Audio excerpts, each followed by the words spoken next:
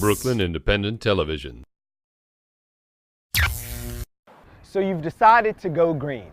Now what? Recently, Sustainable Flatbush convened the Neighborhood Energy Forum to educate Brooklynites on ways of becoming more energy efficient. And it all begins in the home. Anna Lamonta Salisbury was there. All right, how many members of Sustainable Flatbush does it take to change a light bulb? How many?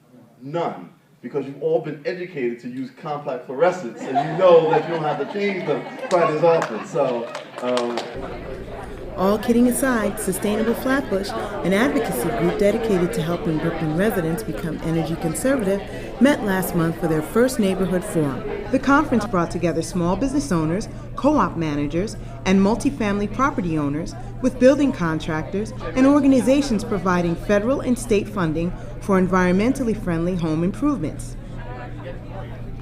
Founder Ann Pope explains how her personal journey became a community project. As an owner, I was newly awakened to the idea that this heat cost money and that too much heat represented hard-earned dollars slipping out of my pockets and floating out my open windows into the crisp winter night. You know what I'm saying? She gathered neighbors to discuss investing in a heating system that would keep apartments comfortable, decrease the cost of fuel, and be good for the environment. State Senator Kevin Parker is a member of the Environmental Conservation Committee. He's become green at home. Program and had my house literally like 4 doors away from Rhoda. You know, the byways and ductways sealed, the insulated, the windows changed, new boiler, new furnace. Exactly because I'm trying to make my own personal footprint small, and I've actually done the same thing on my mom's house. He got help from the New York State Energy Research and Development Authority, or NYSERDA. They connect New Yorkers with information, development, and energy-efficient programs with incentives to reduced energy use and cost. Chris Nidell is an outreach and advocacy coordinator for Solar One. He says that renewable energy hasn't really caught on in New York. Right now, if we want renewable energies to really take off in New York, we have to create a market for it by actually creating policies that'll help make renewable energy affordable, practical, and easily implemented. Many programs are available to help Brooklynites get started. Olga Ream and Yuri Polonsky of Turn Home Green are on a mission to help consumers save money. We do begin our services with energy audit. This is a test which takes anywhere between 2.5 and 3 hours, during which we completely check the house and we evaluate the house as a whole system.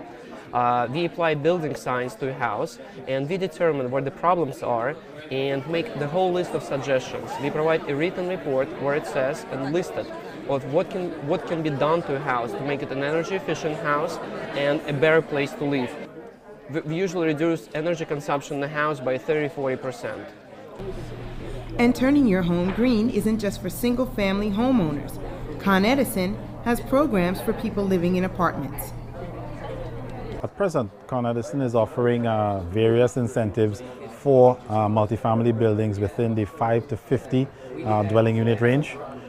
We have a list of incentives that range anywhere from a free refrigerator for rent-controlled dwelling units, all the way up to incentives for insulation, boilers, window ACs, all in multifamily buildings in the 5 to 50 dwelling unit group throughout the Con Edison territory, which of course includes this Flatbush area.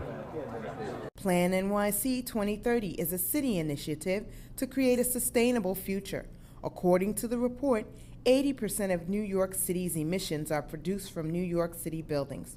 Sustainable Flatbush wants to get the community involved by educating and spreading the word to Flatbush, Brooklyn's diverse community. Anna Lamonta Salisbury for Brooklyn Review. Brooklyn Independent Television on the BCAT TV network.